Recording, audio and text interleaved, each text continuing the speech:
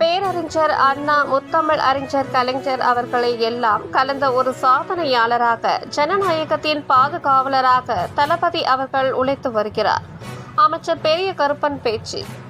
காஞ்சி தெற்கு மாவட்டம் அச்சரப்பாக்கம் தெற்கு ஒன்றிய திமுக சார்பில் முதலமைச்சர் தளபதி அவர்களின் 72வது பிறந்த நாள் விழா பொதுக்கூட்டம் ஒன்றிய கழக செயலாளர் கண்ணன் தலைமையில் ஒரத்தி கிராமத்தில் நடைபெற்றது.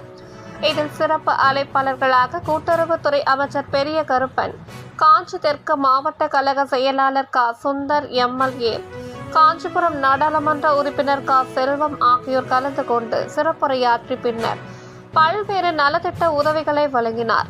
கூட்டுறவுத்துறை அமைச்சர் பெரிய கருப்பன் அவர்கள் பேசுகையில், தமிழன் என்று ஒரு இனம் இருக்கும் வரை திராவிட முன்னேற்ற கழகம் அவசியம் தேவை எனவும், தமிழர்களின் பெருமை, தமிழர்கள் பாதுகாக்கப்பட வேண்டும், தமிழரின் கலாச்சாரம் தொடர்ந்து இருக்க வேண்டும் என்றால் திராவிட முன்னேற்ற கழகமும் தொடர்ந்து இருக்க வேண்டும் எனவும் தளபதி அவர்கள் பொறுப்பேற்ற காலத்திலேயே சொன்னார்கள். எனக்கு வாக்களித்தவர்களுக்கு மட்டுமல்ல, திராவிட முன்னேற்ற கழகம் ஆட்சி வந்துவிடக்கூடாது என்று எதிர்த்து வாக்களித்தவர்கள் கூட நன்றி சொல்லும் வகையில் ஆட்சி செய்து வருகிறார் எனவும், இந்தியாவில் பல்வேறு மாநிலங்கள் உள்ளது, அதில் நம்பர் 1 முதலமைச்சராக இருப்பது எனக்கு பெருமை இல்லை.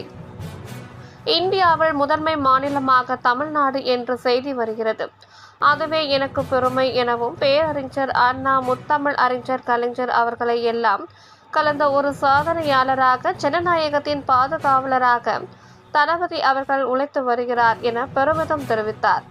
இந்த நிகழ்ச்சியில் தலைமைக்காக பேச்சாளர் பொன்னேரி சிவா, திமுக முக்கிய நிர்வாகிகள் கோகுலகண்ணன், பொன்மலர் சிவகுமார், ஓபிசி மாறன் உள்ளிட்ட நிர்வாகிகள் மற்றும் அணிகளின் அமைப்பாளர்கள், பொதுமக்கள் பலர் கலந்து கொண்டனர்.